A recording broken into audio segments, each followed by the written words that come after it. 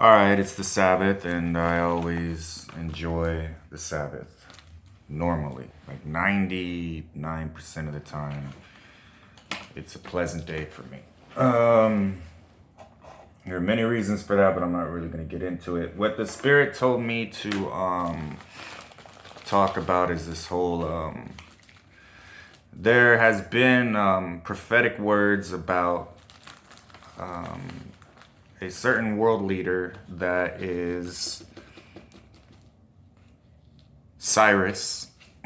And remember, time doesn't exist, so this goes back to the many people that people have been.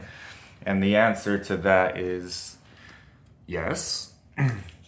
But right now he's going through another person which was Nebuchadnezzar. So he is not mentally ill. He's just awake.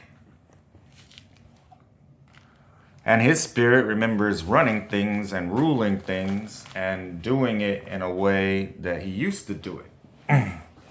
But he's a good king. And that the testimony of his children prove that. And then of course, him being king, he was acting like a king. And basically, if you go behind closed doors based on the clues you see in front of you, his wife isn't too cool with the whole his thoughts of entitlement. That's what I'm gonna say. So he's in a wilderness season, and I was kind of thinking about this a few weeks ago, and I was like, getting a little big for your britches there, Nebuchadnezzar, is basically what God's thoughts are on it. And he'll come out of it. But what you have to realize is he also,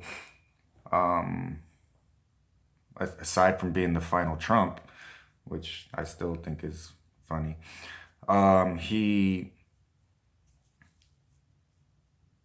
knows how to get things done. But he also inherited a lot of problems from previous administrations. So he's kind of like, if we want this done quickly, then we need someone that is going to basically get things done. And he knows how to do that. And that's all I'll really say about that, because there's a lot that goes into keeping peace while trying to preserve the sovereignty of the nation that you're running, which is basically every world leader's thoughts, because war will cost you money. So you understand that, then you understand how using money can kind of keep the peace.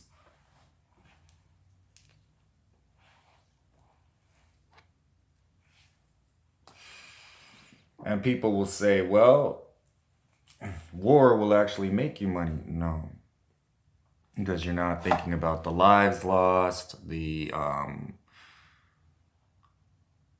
money that it takes to provide for all of these media spots and all of these weapons. I mean, they cost money because they're contracted out to mostly civilian companies.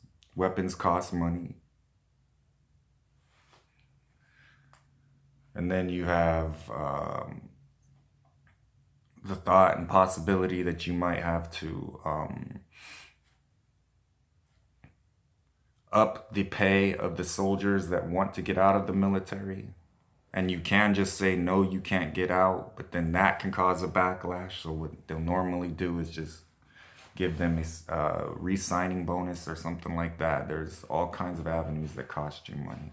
Of course, the support of the money that you're getting for your ideas and passing bills and things like that, and different companies that have a lot of money that you are needing the support of, because they have all kinds of ways of making sure you don't get the votes you need. War costs money in a democracy. Overseas, not so much. But